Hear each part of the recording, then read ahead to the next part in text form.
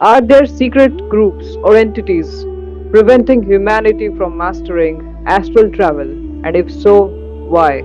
I feel like there's definitely some type of low vibrational beings or energy or programs that intend to oppose the progress and growth that's connecting us to the astral, that wants to keep us from the higher realm of things because of just awakening and being able to, achieve wealth and everything. Because I saw a few of your videos and you're dead on about the ability to be able to go into the astral and change your whole perspective. So finance is just one of them. But yeah, man, I really feel like it's entities, it's organizations, it's powers that be, it's vibrations. Just an example of the media, television, sometimes the algorithms, they want to drive us from or to. They want us to keep us from the ability to raise our vibration high so They that we can want to stay. make it appear as a superstition also. Indeed.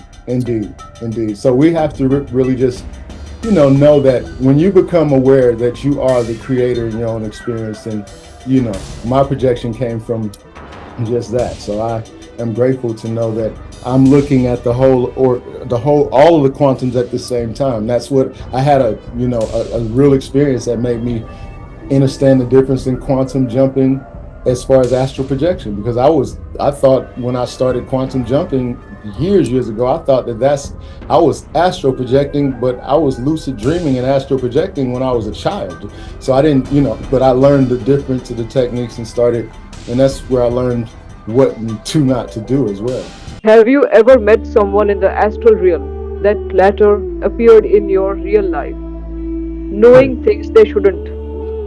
In my young life, I had to be 7, 8 years old. I had a vision of a girl in my life, like was later on in life, that I knew that would be my wife. Like I knew and I know what she looked like. I know the color of her hair, the color of her skin. I knew all of that. And I progressed with her because when in my young life, it's like I saw myself young with her, but I also saw myself older with her. So I saw a vision of this same girl as an older woman. Okay. When I saw my wife, she looked familiar to me. She had her hair up, she had glasses on, and we talked for 3 hours. And I was just feeling, and I said, could you please, I'm not trying to be freaky or nothing, but could you take your hair down? She took her hair down and took her glasses off, and then the woman that I saw in my life appeared. And she looked at me at that time and said, why does it feel like I know you? Like, just like that. And we hadn't seen each other at all, ever in life. And that's when, I could say in real life that I met someone in the astral realm before the fact, and we had an agreement. You know what I'm saying? Because this was an agreement in the realm. I didn't see her as, like with children and all that. I didn't see that. I just saw that she was, obviously, I was happy when I saw her. And I only saw her like in 4 or 5 of my dreams, but her face was vivid. I used to see females, and I was even dating a female when I met her. And I told the female that I was dating that I met this girl that looked just like the one that I dreamed about. She got mad at me and was like, just forget it. You go with her. And I married her, and we've been together for 20 plus years, 26 something years. So it's like, yeah. And she's always known things that she shouldn't have known about my life. Love King Malik McCullers Sr. is a master of quantum energy healing, an author, hypnotherapist, light worker, and spiritual guide. He dedicates his work to unlocking the mysteries of the universe and helping others transcend the limits of reality. And if you are an author ready to self-publish or share your voice with the world, visit blazegoldburst.com, your portal to publishing, visibility, and global impact. Also, support this movement by diving into Lord's Ordinary Children by Gita Shripani and Reversed Order Existence by Blaze Goldburst.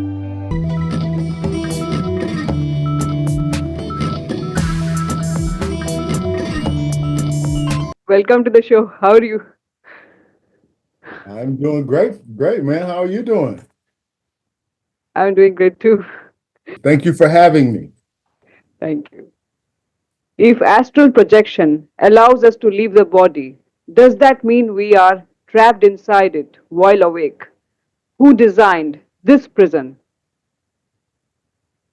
Well, from my knowing and experience, from my perspective of the I am conscious mind, it's always awakened to me. We're always awake in the conscious state. In the unconscious state, sleep, we may not know that, but we're conscious at all times. So I never feel, in my perspective of knowing, that we're trapped. And as far as it being a prison, I would think that, to be totally honest, it's the forecast of thought. It's the projection of how we see it, because we're really projecting our experience. For me, I feel like everything is happening as a result of my agreement, my projection, and what I see is what I pretty much get. It's a form of me, or in some type of a way. And I think in that perspective, I think that's kind of like how I would sum that up, in terms of, I don't think that it's, we're trapped, in that sense. I think that we, are always awake. We're just not conscious of it. And when we do come to consciousness with the astral and the quantum, it becomes more clearly the more we do it. That's what has happened in my experience. But we are not aware about it, that we are astral traveling while we are doing it. Well, in some aspects, no. In this consciousness, I don't think so. But when we astral project, we are. That's how I feel, because here I feel, in the physical perspective, the 3D perspective, I find that I make the decisions now that I make are based upon my astral projection, decisions. But before, I was having a time, really putting it into perspective whether or not I was sleep or lucid dreaming at times, because I was doing so much dreaming. So yeah, I can see, I feel that consciously, as I said, in a conscious awake as the I am, we're awake. But as a 3D, I think, we're trapped in a perspective of, having to stay, in this realm until we actually complete it, whatever it is we're supposed to complete. And we can only get out of it, to me, astral projecting or doing the quantum, jumping exercise or something. Okay. Have you ever traveled so far in the astral realm that you reached the edge of existence? What did you find? Okay, that was a very good question. I was very, very, very grateful to receive that question, because I can't really say that there's an edge of existence for everyone or everything, as I hold my own perception. But I do actually feel that in my own existence, in my knowing, that my edge was my ego, like finding the dark side of my ego. Like when I went to the extent of astral projecting and really requesting and tapping into where now I'm channeling, I received messages that are really, really profound, to the point where the edge to me was my ego, like me, conquering or having control over my dark side more so. And that was, for me, like the edge, because that's all I come to every time I do a really, really deep dive. It's like I come to a childhood trauma or something that I have to deal with. And it brings me to that. So yeah, that's what it is. I think the edge of existence for all of us at some point is our own egos. So, everyone has a dark side. What was your dark side? Well, I could say I realized it was a lot of childhood traumas. That's my dark side, to be totally honest. I realized things that I, may have suppressed as a child, and as a result of having a good imagination, I was able to suppress it and use my imagination to find something else. But as I grew older and as I started doing, quantum jumping and astral projecting, I actually was, I was awakened in a past life regression meditation. I was awakened to a lot of traumas that I had, and it kind of, woke up my dark side and all of the things. It's like all the things that I did that I thought I maybe was not doing, all the cheating I was doing in my own self. And, just, I never was one to steal anything from anyone. I always been a loving person, but I did have an attitude and a very aggressive energy about people. If you cross me, I feel like I got to get you back. Had a bad revengeful spirit and things of that nature, but forgiveness and love overwhelmed my heart once I started really, really, seeing myself from the astro perspective. You know what I'm Did saying? you Because, did you heal it or oh conquer yes, it? I'm constantly doing it. I did. I feel in my heart of hearts and my knowing, I am now I'm a master quantum healer. That's what my title is in terms of my healing, because I've definitely healed it. And I'm grateful to say that's what I share with others. Okay. Is it possible that astral projection is not an ability, but a forgotten birthright that was taken from us? Yes, sir. From my own perspective and knowing, I feel like it is all of our birthright. I feel like prior to coming here, we had an agreement, as source, and we had to be in a state of astro before coming to this perspective and having this agreement. And, I had a near-death experience when I was 4 years old, and it woke me up to a lot of things. I thought I had imaginary friends for the majority of my life. And later on in life, after I had a family and children, I was in my studio and I had about six of my children with me. And I just had this overwhelming feeling like it was when I was younger, when I had a bunch of imaginary friends. And then Source just gave me a download. No, it never was imaginary friends. We had an agreement. These children decided to protect you as imaginary friends, and you would always feel like someone was with you, so that when they came, you would protect them, and you would have a big family that would trust you. Because I have 12 children by the same woman. I have 8 boys and 4 girls, and to me, that inside of itself is like a dynamic. I'm an Aries, and the zodiac, the Aries is the number one sign. It's the father of 12. It has so many things to do with the astro. So I have really gotten deep into that with my chart, natal chart, and I study all of their charts. And so I've this is to me my life's calling, to be a master quantum healer, in the sense of learning more, jumping through the realms, and bringing as much power and love as back as possible. But I do want to make something clear as a disclaimer: the darker, the lighter, the darker it is, the lighter it is at the same time. It's as above, so below. So the more I've gained in the light, the more dark I realized that I came from. Like, that's when I started really digging into those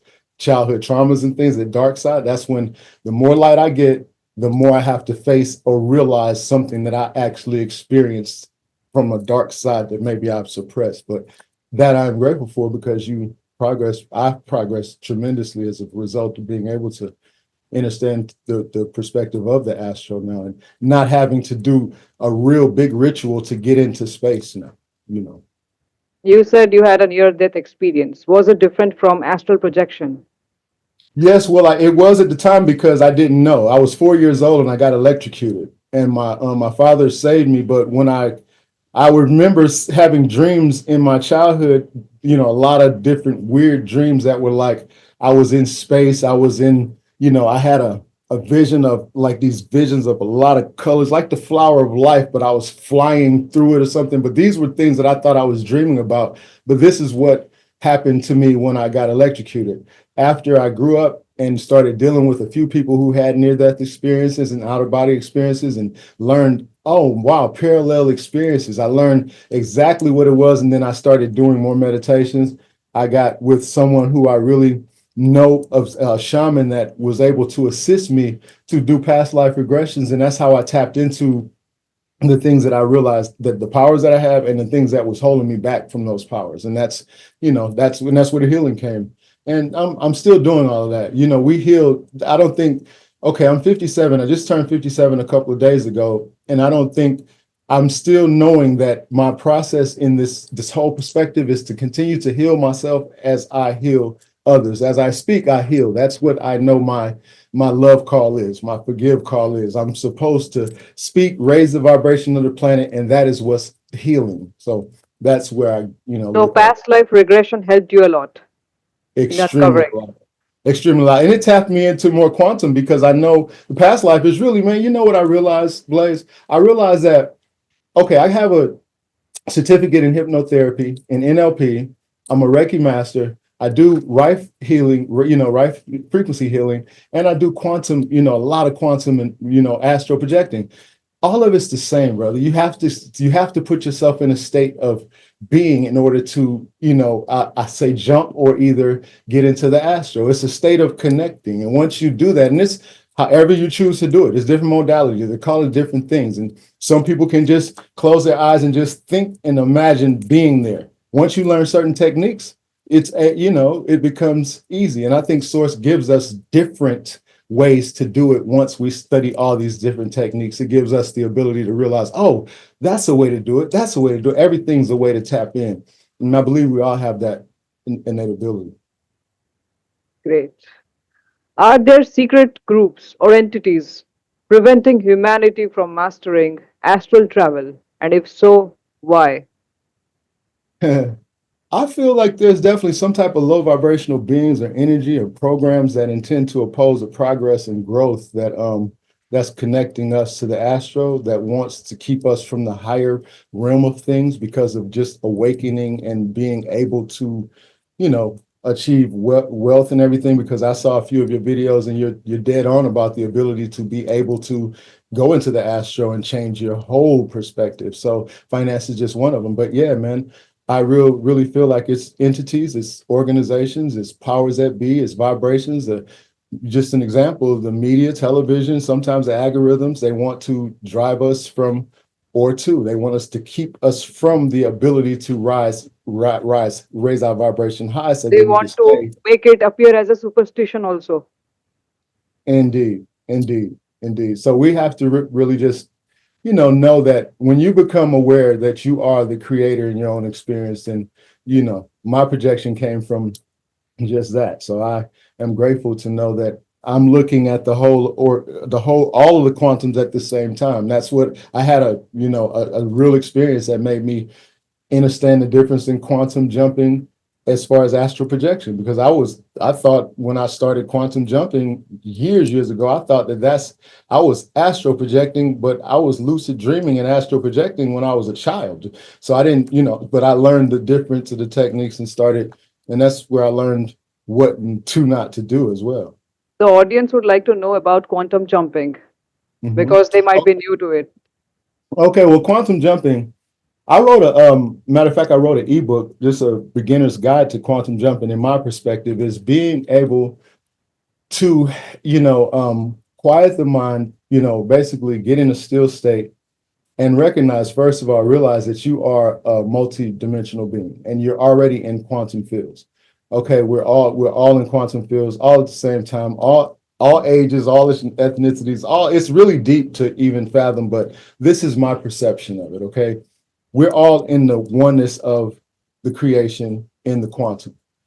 The ability to quantum jump is basically imagining yourself in a better or worse space. And however you see your space in reality is where you truly are. And your imagination to me is a projection of your movie, of your story. Like, you know what I'm saying? So when someone projects the idea of, man, it's going to be you might have a dream and just have a nightmare about something being bad.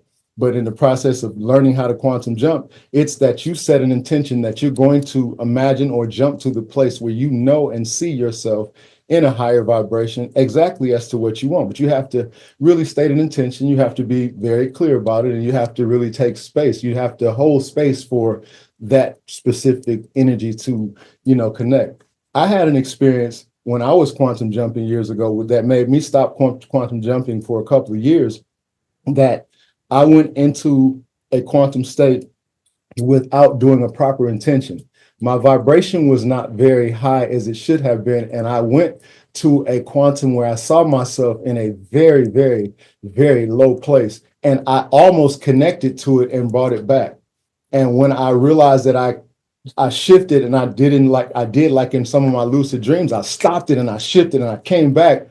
And it shook me, man. It made me realize I had been bringing all the positive things back. I had been using these different things to progress forward.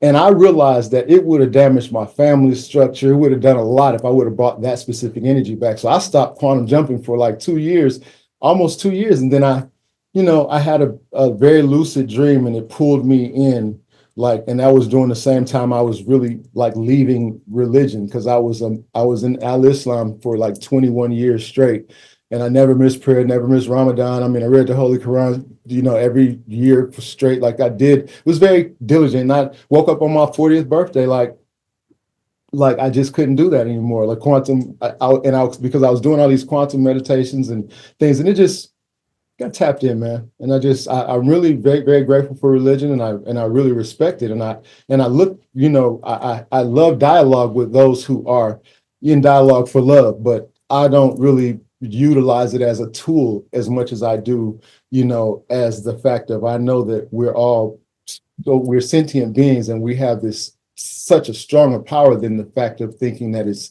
stuck to a building or stuck to ideology, and we can really free our minds, free our souls, and assist freedom amongst those that are in front of us or around us. So that's kind of like, the quantum field. You can identify with where you want to be. You can utilize your imagination and just have faith, have faith and know that if you believe you can, you can. If you believe you can't, you're right either way. So, do Okay. you Think there are some secret groups or entities preventing us from knowing this or making taking us away from spirituality. Well, they try with the media, they try with the television, they try with all these false premises and things, but I just feel like we are the power.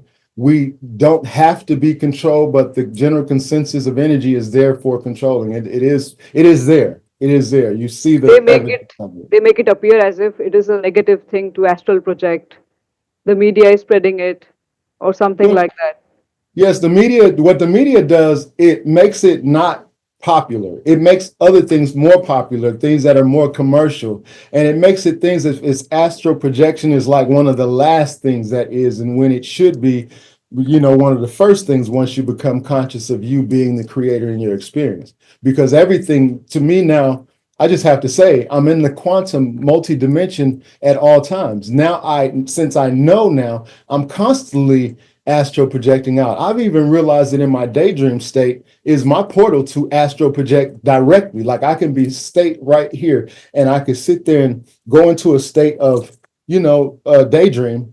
And now because I've been conscious of my daydreaming, I've used that as a portal to astral project. You know what I'm saying? And I've actually been able to do that the last 8 times because I really started realizing that I could do that maybe within the last year and a half. My mother made a transition in July of last year, and when she made a transition, she was already tapping me into the other side because she was talking to her sisters and brothers and inviting me into the conversations. And I promise you, man, just as well as we are sitting here having the conversation, my uncles and aunties were present in the spirit with us. And I know because we were speaking in real time. And when my mother made a transition, she has been communicating with me since. And it's been such a pleasure to know that, I know that death doesn't exist. So therefore, the astral realm is really what I'm kind of looking forward to continue to grow, to learn, because my loved ones that are elders to me, they're teaching me how to be able to help raise my children.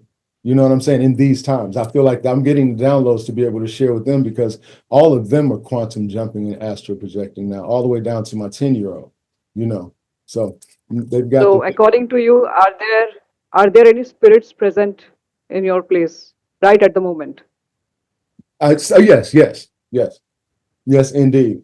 All the spirits all of the energy fields that have been prior to me have made it clear that they are with me in a sense of, okay, I've been channeling for a minute and I didn't realize that's what it was, but I have had to come to terms with it.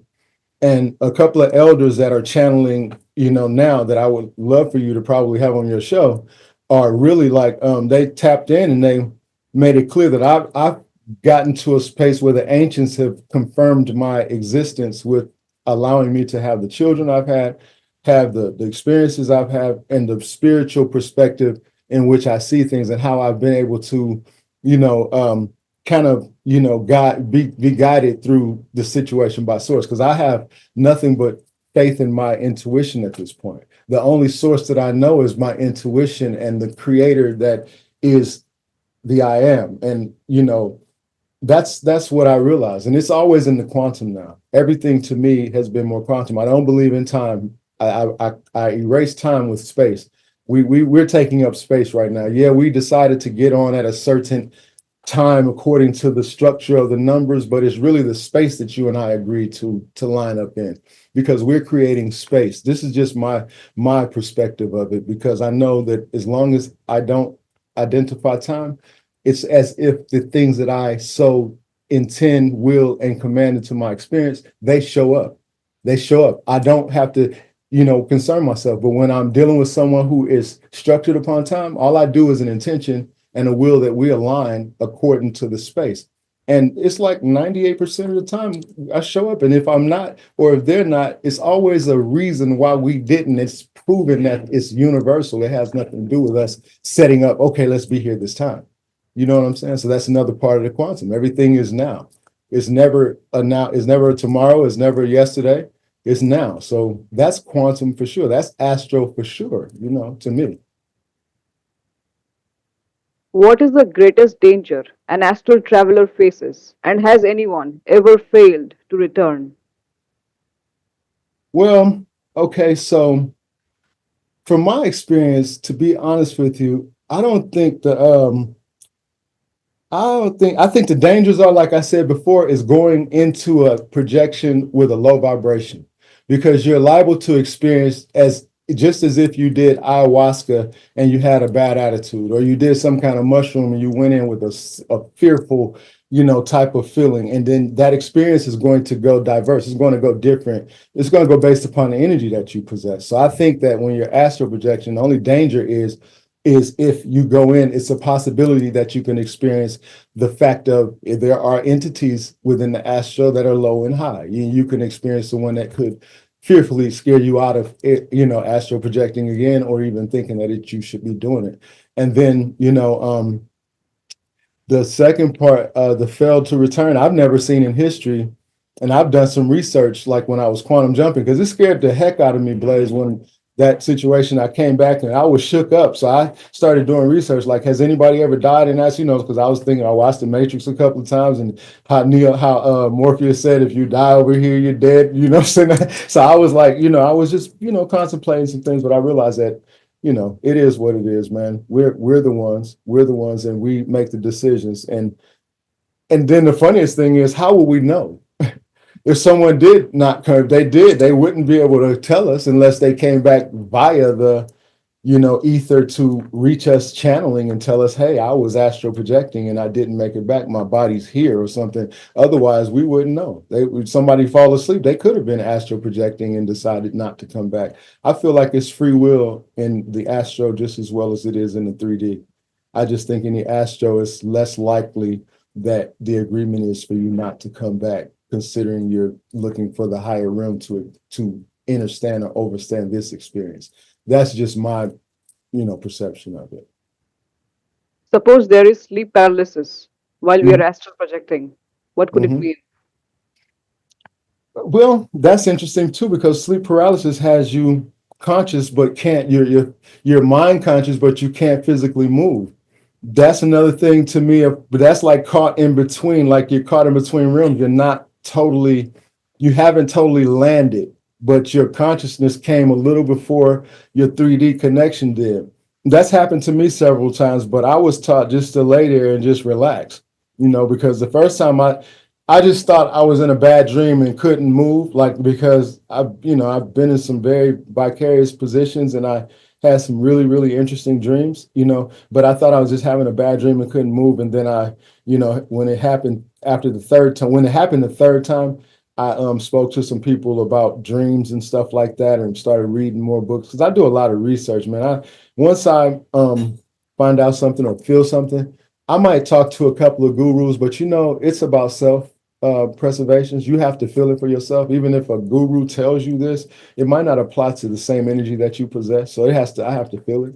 And so I just do my own research. And once I feel it, I know. I don't believe too much of anything that someone tells me, unless it's like we connect immediately and we're talking about it. If it's something that I got to listen to you and kind of figure it out, I just let it go, because I feel like we're in the knowing. We know what we need to know, as long as we're focusing on being the balanced being that we are. When you're in the present now, that's the biggest part of it too. You have to be in the present now, from my perspective. So, according to you, can we meet people who are alive in the astral realm? Can we meet them who are alive? Yes, yes. Well, we can communicate. Well, I have met, transitioned and alive people in the astro. We've actually, my Empress and I, we do a meditation, because we realize that we, came here with an agreement. We do a meditation to actually telepathically speak to each other. You know what I'm saying? We test it, and it works all the time. Like, so I know that we're, alive and because it's no dead. It's really no dead. It's just a realm. Like it's literally a curtain. You know what I'm saying? It's literally a curtain. And because, I had a very, very interesting experience. I won't run it out, but my grandmother on my father's side, she transitioned when I was younger. But before she transitioned, I remember her brother, few of my aunts and her brothers and sisters, they were elders, so they were passing away, they were transitioning. And I told my grandma, I asked her, what's going on, why do you always have to go, and what's happening? When she said, well, they're going to sleep, and she said, I said, well, I heard they're dying, and dying to mean they're not coming back. She said, well, wait, baby. She said, I'm not going to die. I'm going to tell you something. I'm never going to die. What's going to happen? I'm going to make a transition into sleep. When I go to sleep for the last time, I'll have a smile on my face, and you just listen for my voice. And when you hear my voice, you know that that's me talking to you from now on. And my grandmother, 3 to 4 years later, made a transition with a big smile on her face, Blaze, and she's been speaking to me since. And at first, it kind of made me feel like, whoa. But then I realized how fortunate I was that my grandmother really was showing herself. And then I had gotten myself into some trouble later in my life, and I was in confinement. And she came to me and confirmed that I told you it's no death. You're going to be just fine. This is an experience that you chose so that you can actually be a stronger being. And a couple of people came to me in the sense of like that, and they were already had made a transition. And this is before I started really doing astral projection and So, quantum. did they reincarnate? Indeed. I feel like we're always incarnate. We're always, my perception, I feel like we're just walking through, like we're, going through. It's like we're not even missing a beat. Once we make a transition out of here, yeah, this one goes down and everything happens that way, but we're going to the next thing. We may not remember this, and sometimes we can, based upon how strong your efforts were to practice, like I'm doing now. We're practicing now to be conscious in the other realm, because we know that we exist in more than one. Being that, so you practice more. When you actually make a transition, you have more access to communicate with the people who are still here.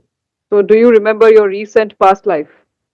I only remember bits of it. I remember it's only bits of it because I know it was me that experienced. It seems like deja vu, but because I realize in the quantum is now, what's made me realize my deja vus are some of my past lives, but it's letting me know it's happening right now.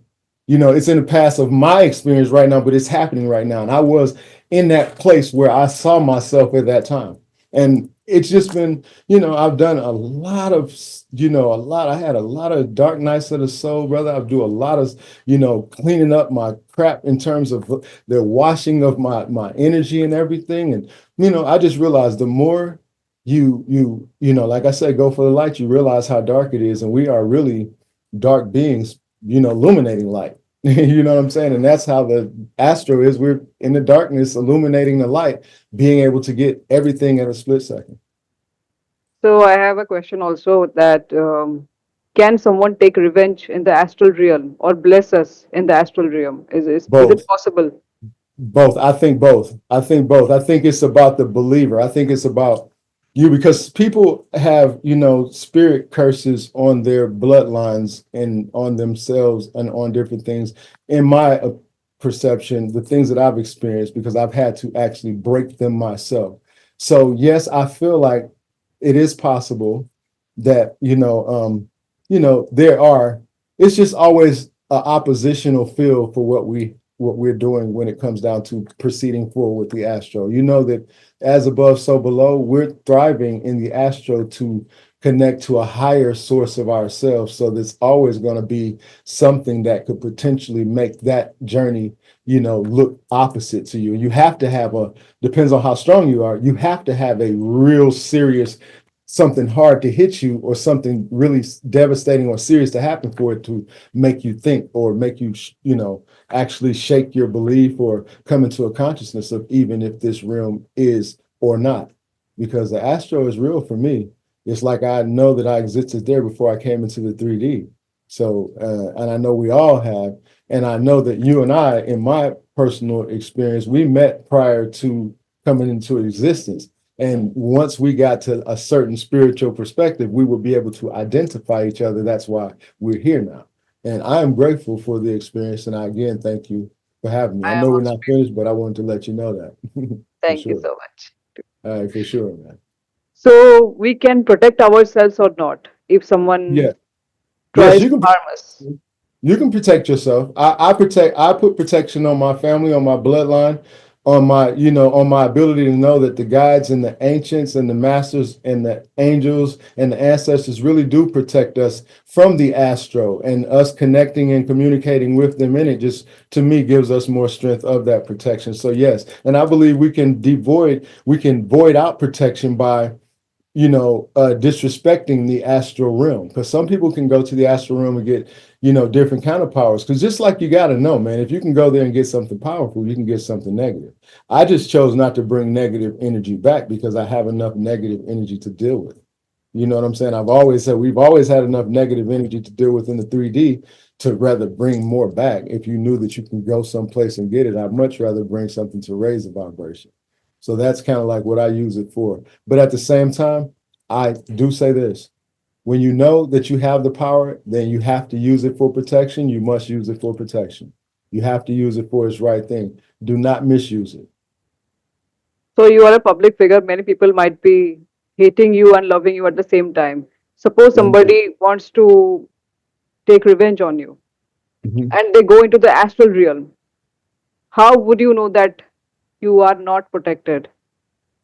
Well, to be honest with you, I think that you would know that you're not protected by some of the things that maybe you would experience, because protection pretty much shows itself as it is. You can see things coming from a mile away and they bounce off like, Would they succeed? hmm? Would they succeed? Would the haters or the people who No.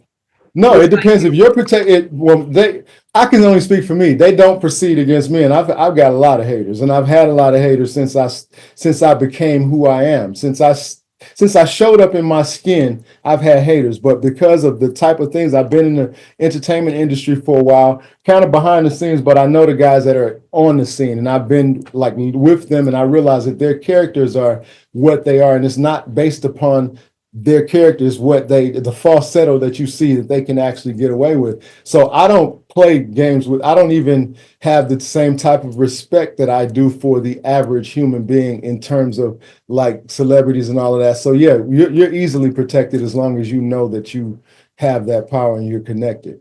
Now, just as well, they have that power too, because they're building up. Sometimes they get in little groups just to build up energy against people. You know what I'm saying? So yeah, you have to be prepared and ready. Next question. If this physical world is a simulation, is astral projection the cheat code to escape it? I feel it is. I feel it's definitely one. It can definitely be used as one. I feel there's probably several different things you can use as cheat codes, but I feel like for sure astral projection is one, because I've used it as, a cheat code to be able to actually, prepare myself for something to come, and actually seeing an example of it beforehand in the astral so that I would know how to stand on it when it showed up. Can you give an example of what you can? Yeah, yeah, I can. Okay, so I have I have 8 boys, 4 girls, okay, and I'm gonna just be totally honest. Okay, so one of my teens, who is 19 now, will be 20 this year in August. He used to always, he graduated when he was 13, because we homeschooled our children, and he was very advanced. He wrote like 4 or 5 books. When he was 15 years old, he came and told me, because I noticed some things about him was different, because he progresses really fast. And he, like I said, graduated when he was 13. And he was working on real estate with me, doing wholesaling and, tax lien properties and stuff like that. And he was really good. But he was like, his attitude was different. So I would talk to him all the time. And I said, man, just be honest with me. What's going on? He said that since he graduated at 13, for a year and a half straight, he had been masturbating, and he had gotten addiction. Okay. So of course, when he told me that, I'm like, well, let me do what I can to assist you. So he agreed, and for months he did well. He wrote a couple of books and everything about how to help teenagers, and he was really progressing for a minute. But it's like he had a situation to take place where he just fell off, and he just ran away. He just went missing, and he was 18. He just left. So of course, we filed a missing report and everything. So 4 or 5 months later, we find he's okay, but he's somewhere now. He's using drugs. He's strung out doing stuff, and that's not how he was raised. And not one time have I been like the type to keep them from anything that, like, how sometimes you do too much and keep children from stuff they want to do extra. It's just that he had his design was to do exactly what he did. And that's what source in the universe and what I learned in the Astro from the ancestors and the gods. They made it clear to me that this was his walk in life. Like, you know what I'm saying? And I have to accept what is, because I co-created an agreement to trust and believe and know that everything is well, that all is well. And there is no bad or good. There is no reason to judge, because I don't have the power to judge his experience. I'm actually judging myself when I'm projecting out, because everything is me. So I had to come to terms with things, and inside of myself, I came to terms with the fact that the only thing that I can do is be, the love being in from the astral projection perspective, and heal from the astral, because in automatic, I think one of the questions was, and I'm not trying to jump the gun, was about the ability to change things in the future or whatnot. And that's kind of like, how I see it. When you project the love out on things that you have no control over, and I have no intention or no will or no commandment for my son to be out in the streets when he has a home that he can come to, and it's just a choice, and you have to make, you have to accept those decisions. So based upon that, I've had to do that. So it's just like, this simulation and cheat codes. We have cheat codes, but sometimes we don't use them. We don't know that we're in this simulation, and we jump into a different simulation because chemicals sometimes change the perspective. But yeah, I just feel like we can jump through time and we can change things, but we have to allow, and we have to realize that it's now, it's present now, it's still now. When he left months ago, it was still now. And if whatever happens, I'm here for the perspective of accepting and assisting his healing. And I go to the Astro all the time, and I'm like walking in his perspective. You know what I've been able to do, man? I've been able to literally, like, I know the area he's in. Since I know the area, I literally can walk through the area in my spirit, and where I know he's been, I can see what he's been seeing. Because I've seen him a couple of times since he left. Fortunately, 2 times since he's left, we ran across him. He did not want to come with us or anything like that. Didn't want to force him, but it was like that is when I started realizing the power that we have and how connected we are in the astral. Because as long as we stay in the perspective of believing and knowing that we are existing in multi dimensions, then we can stay connected. So I don't think it's a cause for death. I don't think it's a cause for separation. I think it's just the time or just the space that we keep. Then why do we feel the physical pain? Well, I think that's a part of it. I think with Source, I think that we have been given the right to experience whatever it is we choose to. And because we have access to the astro and the quantum fields, it's for us to find out. Because I think every last one of us gets some kind of sign. We might have a lot of or a lot of opposition that tells us, no, man, that's crazy. Don't listen to that. That's not right. We might have a lot of that in our ears, but individually, I think all of us get the opportunity to tap in. Something about us as human beings, wherever we are. Like, you're in India, I'm here in America, but we tapped in together. You know what I'm saying? It's like we tapped in on a quantum level. So it's like, when you know that, it's like you really get into the perspective of, okay, it's not an age thing, it's not a color thing, it's not a race thing or a culture thing, because we're all the human race. It's no races. Kill me with that. This race, white race, black race. There's one human race, and we're all cultures in this one race. And that's why I'm just, it's fortunate to know. But yeah, I think so. That we are we're definitely controlling the whole dynamic. Okay, the next question. Can we use astral travel to time jump, altering past events, or shifting into different futures? I believe so. In the perspective of that quantum thing, you can see yourself in a different space, and you can kind of use that energy to promote or create a different timeline per se, because what happens is you just project out and it pretty much the universe aligns, things to line up for your, you put it in vibrational escrow. I think I heard Esther Hicks say before, it's in vibrational escrow. Like when we have these thoughts of what we want, we get everything we say we want, everything everything we suggest or command or intend, we get it. It just may not show up physically because it's in vibrational escrow. But when we line up vibrationally, it shows up in physicality. And I think that's kind of like how we're just moving through everything. Time jumping is like we see ourselves in a better space. That's how we tend to improve.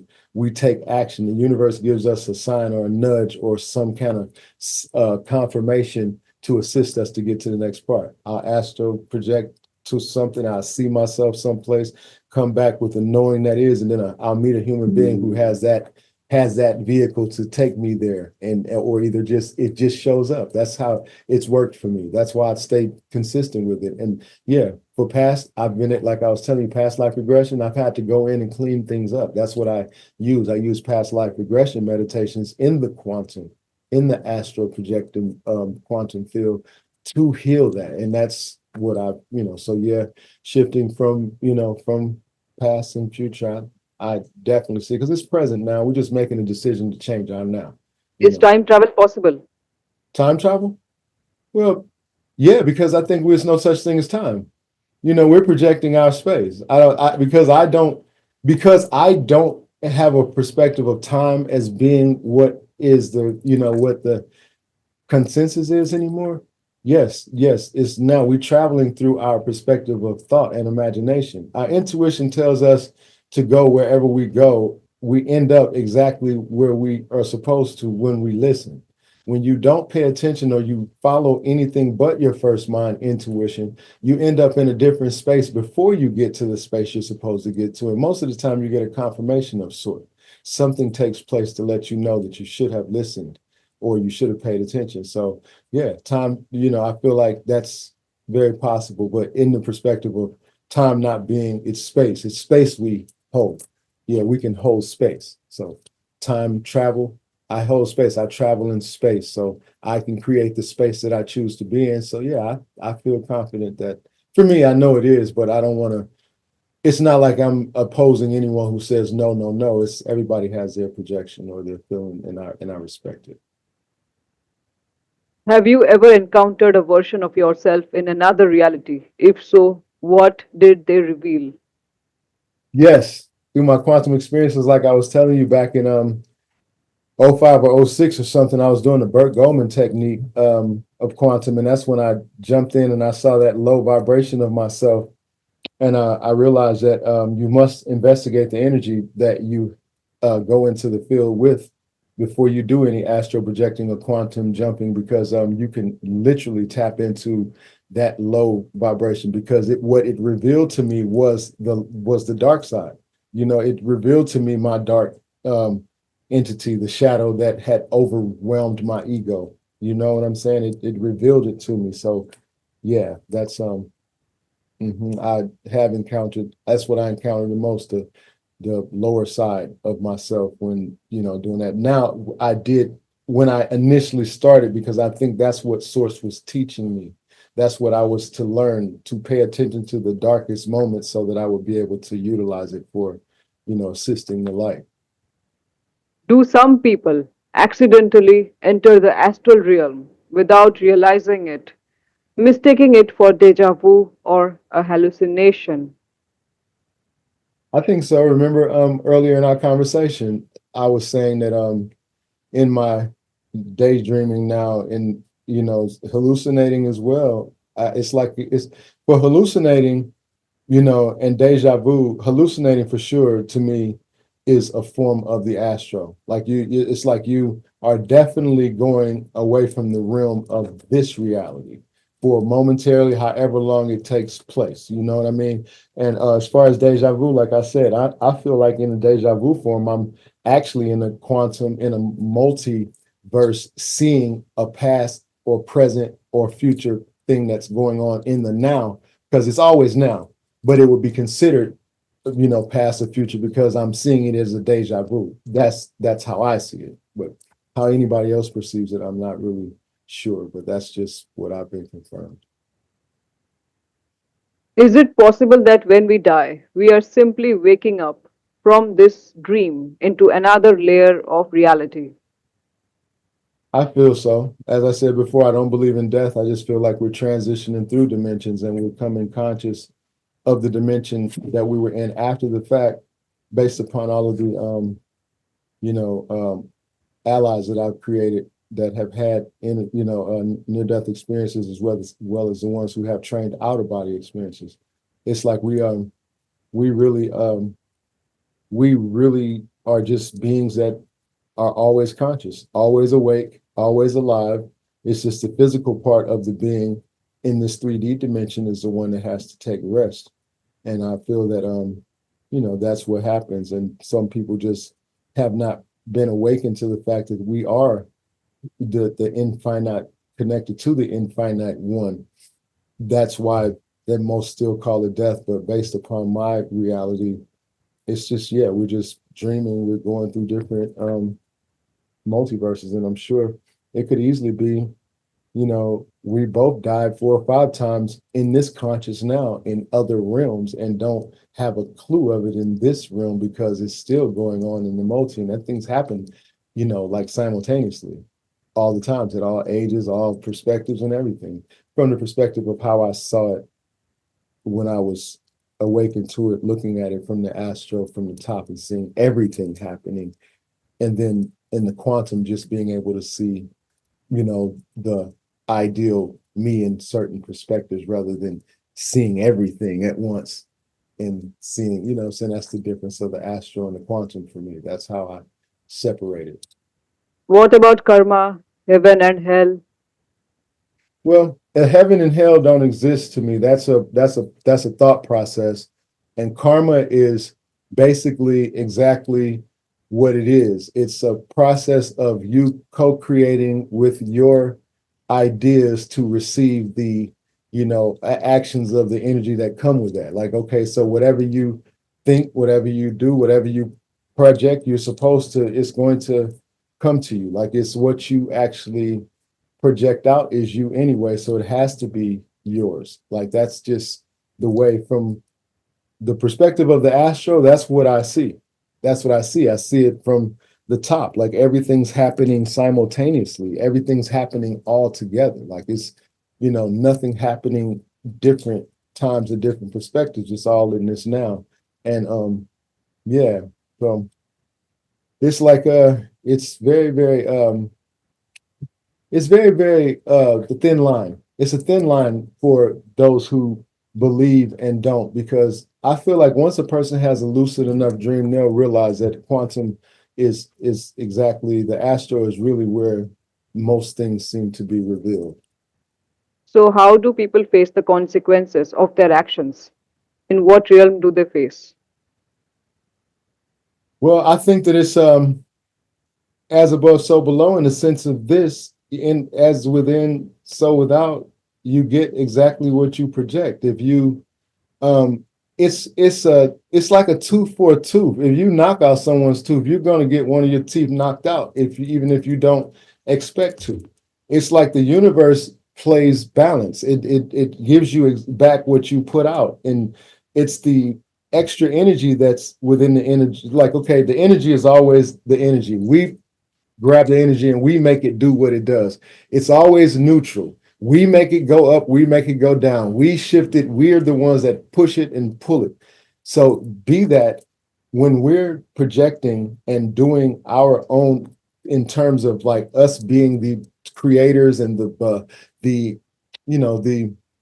perspectives of our own, having the experience, I feel like, that's what you get what you put out. You get the reflection of what you put out. You do good, the universe is built to give you good. You do what is called bad, the universe gives you the equal to what is called bad. And that's how the ether seems to work. The balance, gravity, just the way balance is. It's hot and cold is exact same on opposite ends. Polarity is exact same on opposite ends, but they're exactly the same in the middle because they're the same exact thing. Water is water. It's ice when it's hot, when it's cold, and it's liquid when it's hot or when it's not neutral. You know what I'm saying? But it's still the same thing. So it's just as above, so below. So everything has to have its other side. So whatever you do, it's just a consequence for what you do. You get the reward for it. The reward being exactly the energy that you put towards it. Are there beings in the astral plane that guide us, or are they all just playing their own game with us? That's interesting, man. I feel personally in my own knowing that the beings that guide us, there are beings that guide us, but in the realm, in the astral realm, there are beings that will play games with you if you are not balanced and you go into the realm, with low vibration, because it's every, just like as you see here in the 3D realm, you have negative polarity, you have positive polarity. It's the same in the astral realm, what I've gathered. It's just that, I have more control in the astral realm at the drop of a thought than I do here because I have to act out something. I can't just, manipulate a thought and see it progress. In the astral, you create in the instant. If I say that I'm in Egypt, then I am in Egypt. If I say that I'm in California, I'm in California. If I say I'm in India, I'm literally in India in my projections. You know what I'm saying? And that's just what it's been for me. It's and the ones that I actually have had, done any sessions with, or we've done any kind of work with, this is kind of the same. We kind of, we have a very vast access, all of us in different ways, and some of us the same. So we just have to share what we have. We all have to share so we can really tap in and bring the energy, to this dimension so that we can be as strong as possible so that because we know each other in the other dimensions. We know each other well because we're one. We're one in the other dimensions. We have really no faults and no disagreements or anything in the other dimensions. Nothing we see is opinionated in the other dimension for us. We see everything pretty much the same and not the same because it's all no judgment. It's, that's just how how it's being channeled to me and what I'm supposed to do as a result, do my best to act that out here in the 3D. Have you ever encountered something so powerful in the astral realm that it made you question whether humans have free will?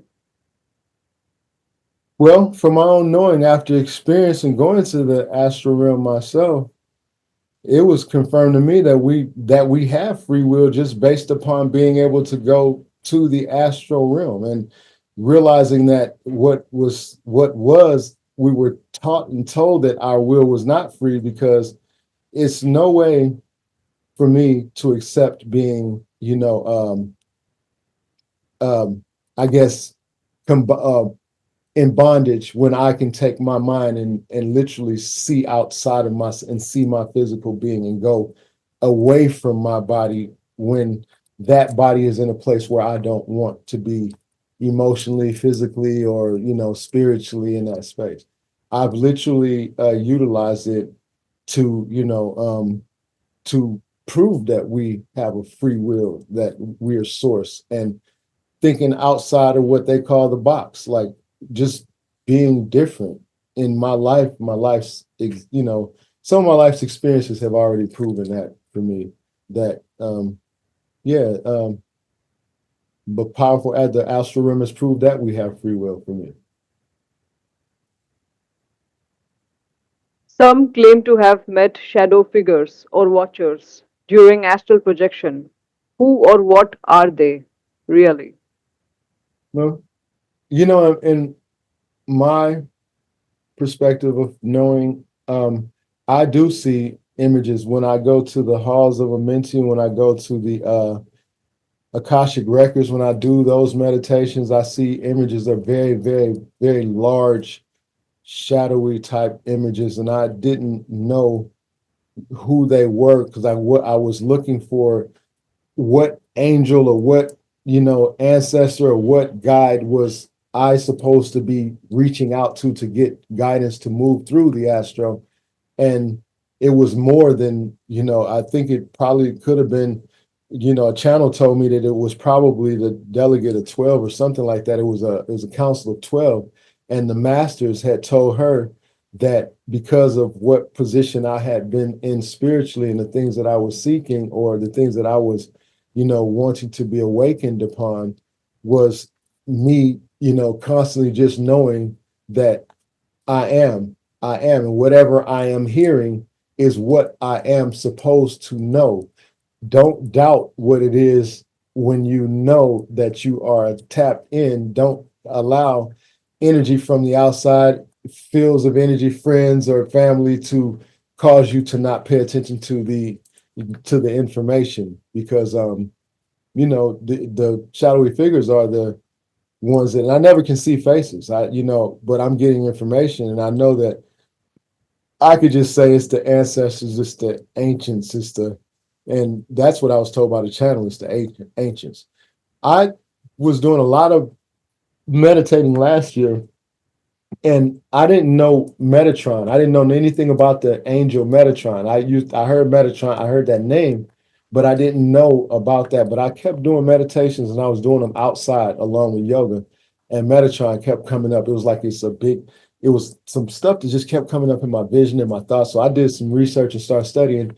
And after about a year after that, a channel told me that Metatron was speaking to me, and told me that you had been doing some meditations. And I said, yeah, I've been meditating all summer and learning yoga and this, that, and the other. And I was doing my best to tap in because my mother was sick. She was going through her getting prepared for her transition and stuff like that, because she was dealing with the stage 4 cancer. And I was doing my best to be healing myself, getting prepared for that.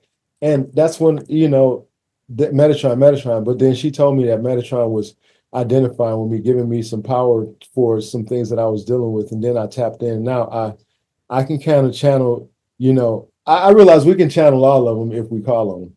It's just, if you're willing to listen or pay attention to the energy that's really coming in. Some don't believe that that's what's happening, but they get miracle results. I have had so many miracles to take place, in the sense of, me asking. I can't doubt it anymore. My doubt has gone away, all the way away. So, if we have low vibration, will we encounter dark figures more? Indeed. Indeed. Indeed. This is one of the things that I say to people in general, but especially some of the elders, because I've become a healthcare provider when my parents both got older and got ill. Man, we are really powerful beings, and we're really the deciding factor from the astral perspective first, to me. Now that when you learn your spiritual perspective, we can really make things move and change around in our experience. We can really have the experience that we choose to, because the entities that are supporting us are truly supporting us, and we just have to really trust and believe that, or know. And when we know, I feel like that's just all it is. Once we know, we know. The dark shadows, like I said, they're more so Due to low vibration. yeah, low vibration. It comes from that only, to me, because I don't experience them. I have not experienced them going into a state where I'm being positive and having a more positive outlook on what I'm projecting to. It's the only time I've had dark experiences when I went in with low vibration, and yeah, they exist in that strong, I feel. So they can misguide us. Mm-hmm.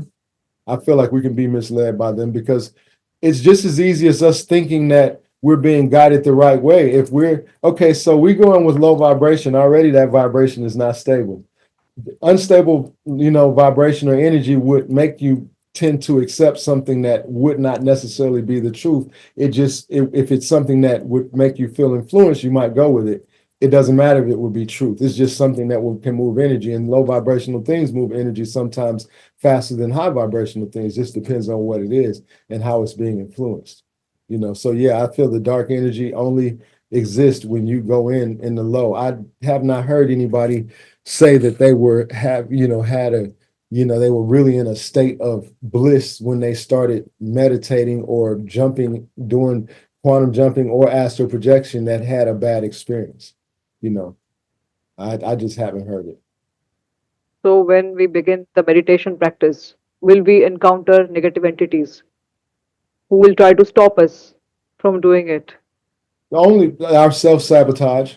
I think it's self-sabotage. I think it's the entity or the energy within inside our own, you know, our own spectrum of thinking. I think that's what would stop us because it's the outside force only comes when you allow it or when you believe that there's an outside force bigger than what you are. And once you create the force of knowing that from the astral projection, you have all the power that you need to do every and anything in the present now, then nothing else really, for me, has the power to affect that. But I do see where it affects others who don't necessarily see it that way. Could astral travelers unknowingly be used as energy sources by higher dimensional entities? Could astral travelers knowingly be used as energy sources? But I think so, because, when you come in to a certain perspective as an agreement, when you agree to have an experience and you choose to be a vessel of love or forgiveness to assist, then I think the higher vibrational beings are the ones that assist you to come and get the healing to take back to heal. If I understand the question correctly, I think that that's what it's about. I think that the energy, the higher dimension entities, the ones that are higher, not the low vibrational ones that are in the realm. I'm speaking about the higher vibrational entities. I think that when we go to project for a purpose of good, I think they utilize us for vessels to bring energy back. They can give us the power that we can retain to come back. I think that's very possible. I think that's happened to me several times. Have you ever met someone in the astral realm that later appeared in your real life, knowing things they shouldn't? I don't know about the things that they knew they shouldn't, because they didn't know. Neither one of us really knew until after we started communicating, because I had a dream, and it was not a dream. This was a dream. This was a lucid astral projection, and it obviously put me in the sight of my Empress goddess, the woman that I'm married to right now. Okay.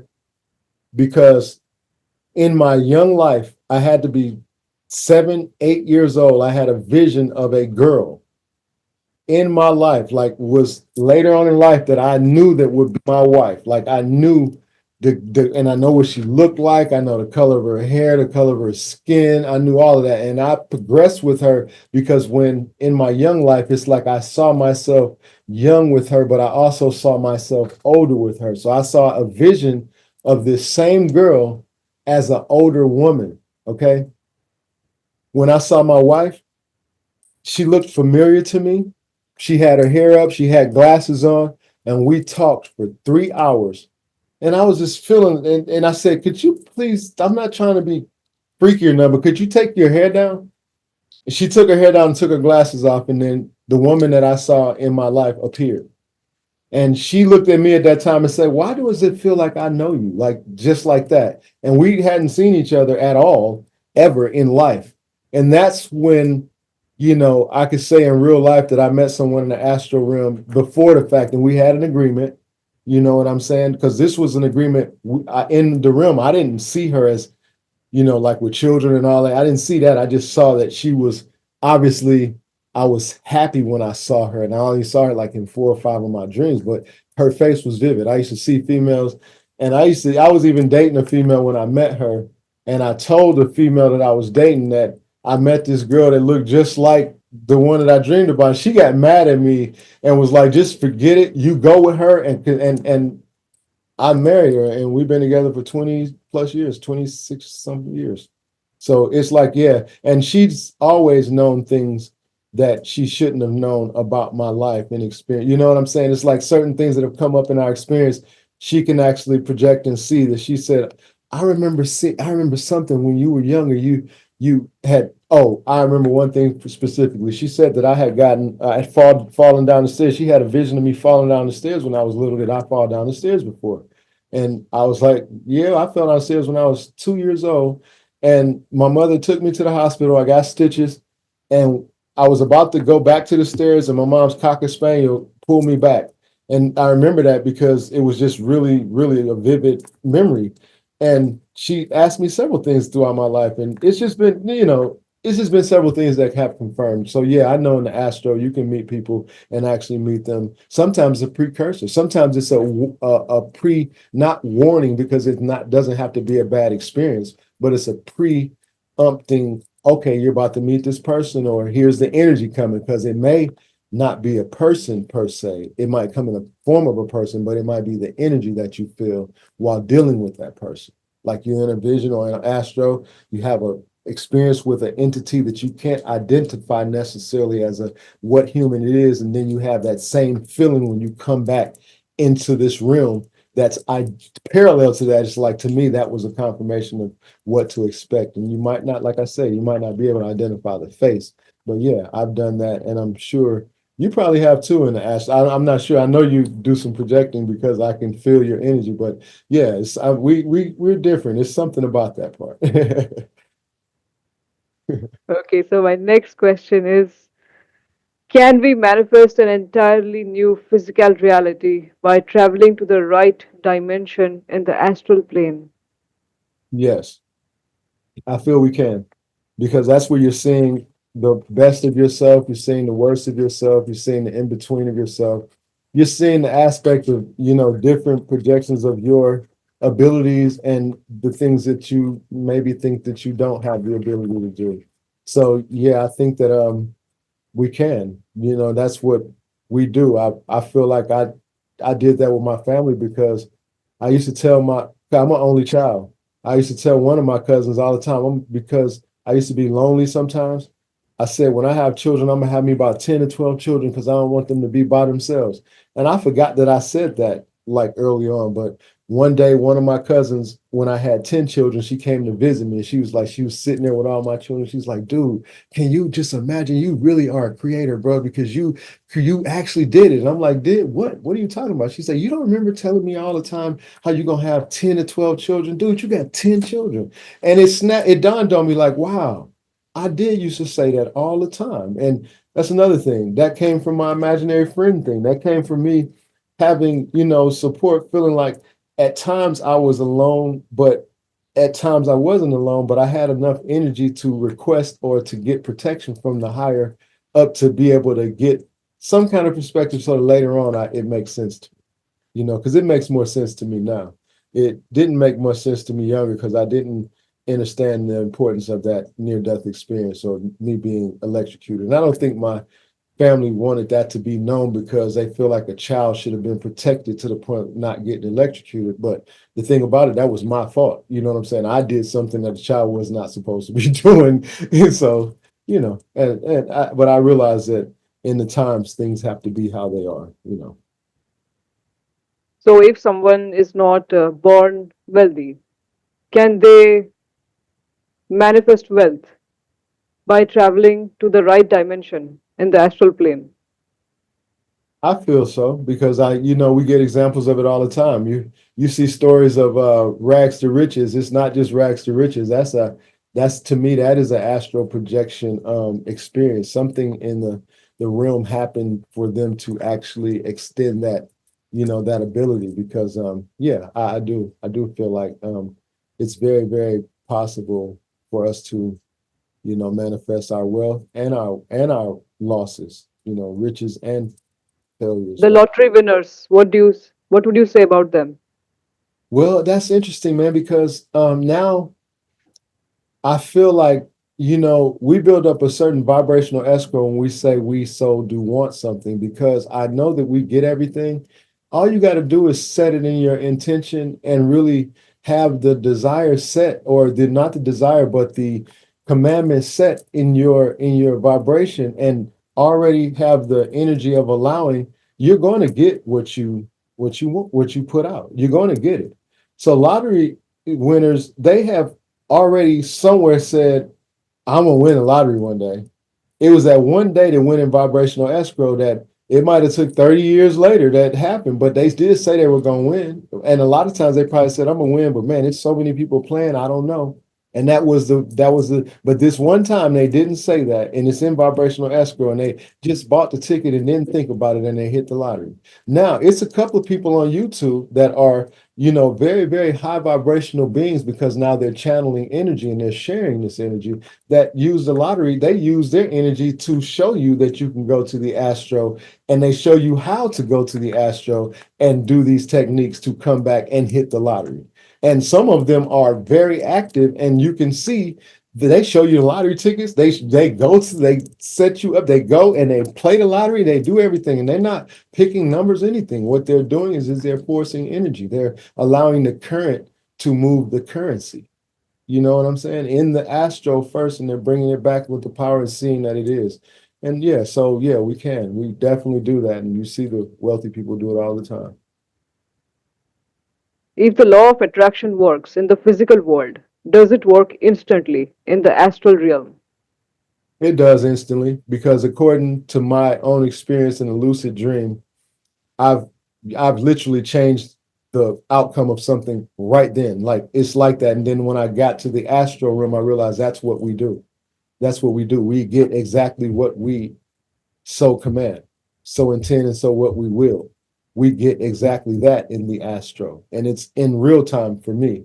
I don't like think it and then I have to look around for it. It's like I literally show up at it as soon as I think it.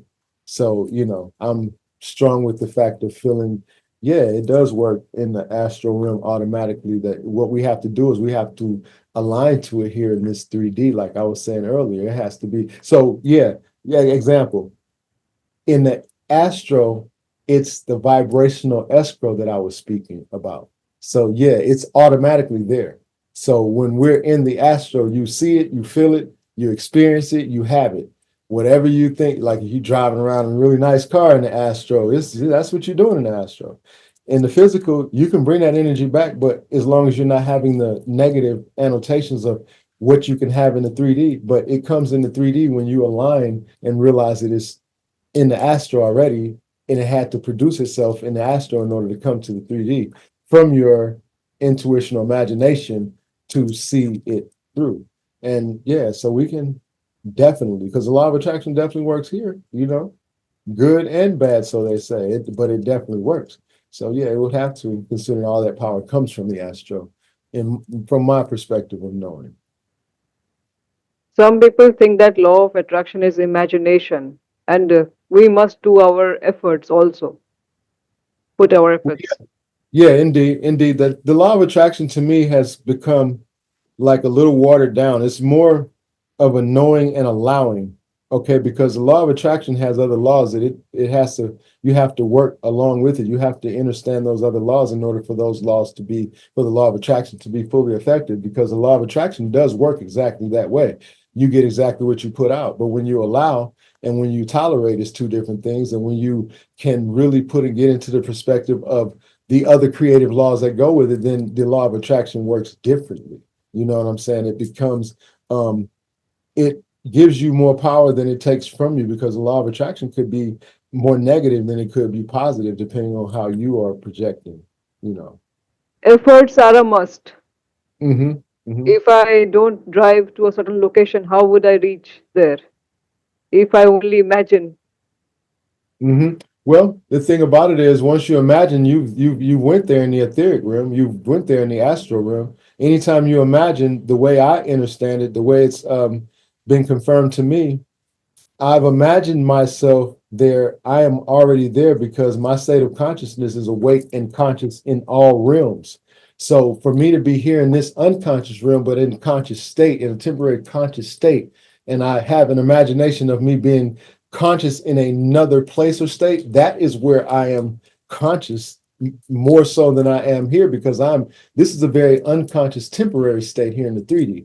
And right now, we're in an unconscious state, speaking about the overall infinite conscious state that we jump in and out of as we sleep, as we daydream, as we hallucinate, as we do these different things. But it's just different techniques. Same thing with hypnotism to me. Like when I learned how to do hypnotherapy on myself first, and then I started doing it on, friends and family, and then getting clients that actually I didn't know, and seeing the effect of actually guiding them through the quantum, because that's what I would do. I would hypnotize. I would go into the hypnotism therapy session, but I would really go into the quantum and pull them back to areas of their life that, that I know personally. Is always go back to childhood. Try childhood. If you can't get nothing, try childhood, because a lot of people have prayed their way or meditated their way past, say like you're 20, say like you're 30 years old. You had a pretty decent childhood. Say like 20 years old up to 30, you were just, oh man, man, man, everything was just terrible. 30 years old, you have an awakening, you get forgiveness, you get all of this love in your heart, and you know that the source has given you the balance that you need to move forward.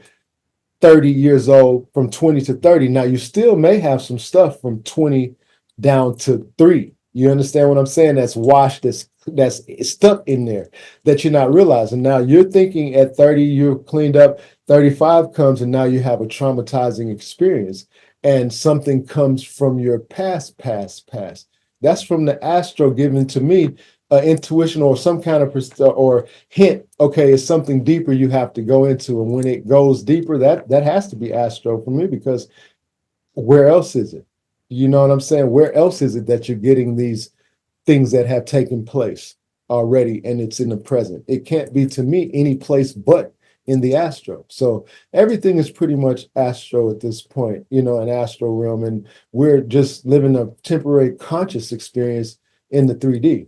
And when we get to a point where we can focus on it being more the astro realm than not, I think that we'll start moving a little more, compassionate with each other. We'll start forgiving each other easier. We'll start showing each other more love, because you can literally go get a better attitude. You can go get a better experience. You can actually go imagine and bring back a better experience. You can go literally tap into that. All you got to do is know that is, and just do it. You know what I'm saying? That's the power we all have. The biggest deal is doing it, like making the decision to do it is what it is. Doing it is not hard, because we're the creators. Creating is natural for us. We're creating the breath that gives us life constantly. We're creating everything that's around us. You've created the ability to do this podcast. You created the energy to reach out to me from a whole different region, but we're quantumly connected, because soon as you popped up, I felt you, Blaze. I didn't even get a chance to look at your podcast, but I felt the energy, because I've been really fortunate and very grateful for the ability to read aura and energy. And like I said, again, I'm grateful for the opportunity. And we're here, we're here in the astro and in the physical having this experience. And we just have to keep pressing forward, man. Have you ever brought back knowledge, abilities, or even physical changes from the astral world into this one? Yeah, I have the ability to pay attention to detail, the ability to listen to my intuition. All that came from the astral realm to me, because it's the higher dimension of energy that actually woke me up to paying attention to it, because it's things that happen that are more miracles that wouldn't happen. Like it wouldn't be average things that happen that awakened me to realize that I have to pay attention to what are the reasons these things that generally just don't happen to people happen to me. Why are they happening? What makes me have to be the one to look over and see a situation? We're just someplace, everybody's doing whatever they're doing, and then I look over and I see a heinous act take place, and nobody's looking but me.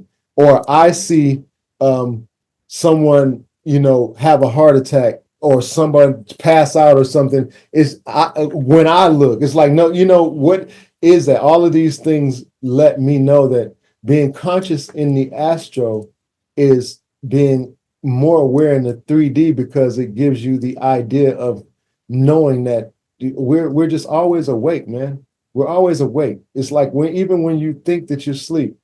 And I'm gonna give you this example.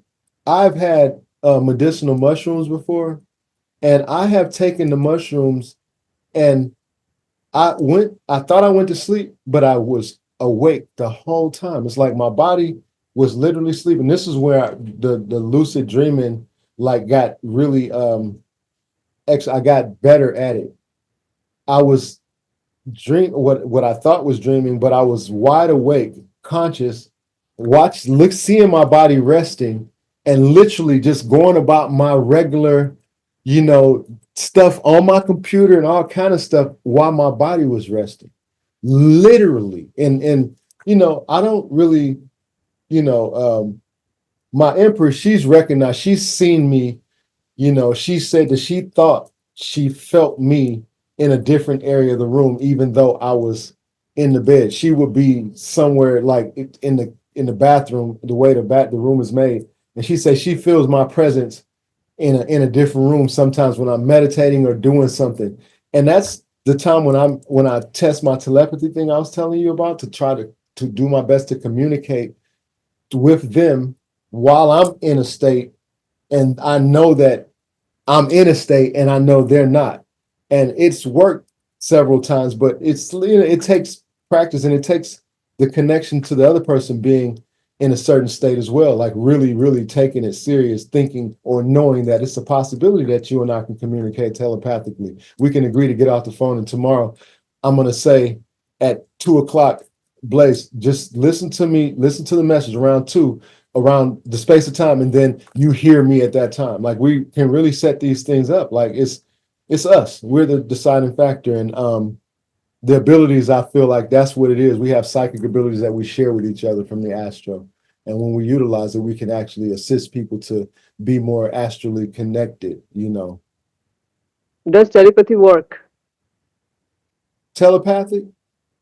Yes, that to me, yes, because yeah, it does, because my mother, before it was ever any cell phones or anything like that, my mother used to do that when I was younger. I'd go outside and I could hear her tell me to call home or come home. And when I come home, she said, "I see you heard me." And all the time. That was all my life. That was even when I got grown and she was living in a whole different state. I'm living in the West Coast. She's living in the South. I would hear her tell me to call her, and I just get on the phone. "Hey, mom." She was like, "Hey, baby, thank you for calling me. You heard me." So yeah, and it works for my children too, because I've passed that to my children. I'm grateful that you said that, because that's one of the things that I'm really, really honing in on. We're practicing to be able to communicate more to telepathically, because it's coming a time where you won't be able to necessarily, you'll be able to speak, but it won't be necessarily the best thing to speak in certain areas about certain things. So you'll have to be able to communicate telepathically to keep things in a balance and to keep things safe, because everything is going to a different space at this moment, you know? But if the other person is in low vibration, they won't be able to hear us. No, I don't think so. I don't think so. I think low vibrational people or people in that realm won't be able to. That's another thing. If I make a transition in a high vibration and I leave a relative behind in a low vibration, I don't know that they will be able to reach me, or I will be able to reach them. I feel like the vibration it has to be an effort to be in a high vibration. It has to be an effort for that, because it takes a high vibration, even if it's a low high vibration, to get into the astral realm, because you can go in low with a high expectation of, but literally have a low vibration in the inner part of yourself, and find out when you get there. Like, but in the aspect of things, yeah, I feel like we have to go in high, because there is low. You can't really go in low and expect a good outcome. Is there a way to permanently unlock the ability to astral project at will without any effort or danger? Well, from my experience, and my knowing, yes, I find myself astral projecting regularly now, because it's become a part of my life, and it's not dangerous to me. It's safer for me to be in a state of the astral, because I don't get physically attached to the emotional things that would generally pull us out of space. You know what I'm saying? A lot of things pull us out of space, just in general. Us as human beings, we get pulled out of space really quick. It doesn't take much for us to get, spent around, something to take place. Next thing you know, we're dealing with a whole different emotional guiding system that's pushing us away from what we so had intended or willed for ourselves. So, yeah, I feel like the ability, but it takes constant practice and constant ability to be willing to balance and willing to, like Jim Rohn said, you have to be a guard at your mind 24/7, because it's important. The mind does decide to jump and shift dimensions at its own rate sometimes, and you have to be willing to accept that and know how to control it if that comes about, because hey man, it seems to be what it is. Okay, so the final question: how can people connect with you to explore these mysteries further? Yeah, and this it's been a very, very welcoming opportunity to be here with you, man. I really appreciate you giving me the opportunity to show up here with you. And I commend you on your success on your podcast already. I see that you're doing you're doing a good job, man. For you to have Thank you the so amount much. you have, you're doing a wonderful job, man. You have a very good presence, man. Your energy is wonderful. And again, thank you for inviting me. I'm Okay. also grateful that you joined this podcast. I got to learn a lot from you, and I'm very happy that I'm meeting someone like you, and I'm Thank, getting to know different perspectives also. thank you, man. Thank you so much. Okay, well, my link tree is the link tree, which is the linktr.ee is / love King Malik Ra. Love King Malik Ra. So, and that's link tree has all of my information on it, and it has everything that you could potentially. It's got my website, it's got my healing site. I'm on Heal Me for all the quantum healing sessions, for the Rife sessions, for the past life regression meditation sessions, for Acoustic Records meditations. I have a personal channel that I deal with that I definitely share information with, because she's an elder with very, very, very high vibration, and she's brought a lot of love and forgiveness to the perspective of our understanding, so that we can have a better outlook on life altogether as humanity. And she's speaking definitely from the ancients, man, and has been proven, has shown me so much, so much. I've learned so much, in the time that I have been in the presence of this beautiful being.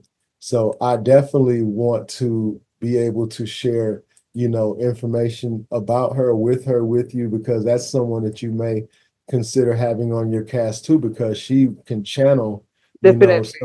yeah, she can channel some of the energy from the ancestors and from the ancients, and it's amazing to experience. You know what I'm saying? It's just it's a fun thing. It's beautiful, man, because you come into contact with what is you, like who you really are, in the sense of knowing and meeting these energies, and to know that we are one in the source of things together, but to know that we're like really, really these powerful entities, man. We're these entities that are so far beyond the perspective of anything we could have imagined. You know what I'm saying? And just to be in that space, man, is beautiful. So to be able to share from the quantum and make a point, you know, to share to with anyone the ability to be who we are, and to share the connections that we have in the astral. It's love, man. It's love, and I'm like I said again, I'm grateful for you having me, and let's blow it up, man. Let's because I'm gonna post you everywhere, because I feel like you are definitely one to hear from. Yeah, we're gonna agree to it together as a mastermind, man. You shall be one of the number one podcasters here very, very soon, my friend, because you have the beautiful energy of love, and you're sharing the perspective of truth of what's necessary for us all as humanity to connect, man. And it's a beautiful thing that you got the energy that you have to be able to reach out, man. Much love to you and your whole foundation, your bloodline, your family, and everything that you do, my friend. I always seek your blessings. Thank you, man. Thank you. Thank you.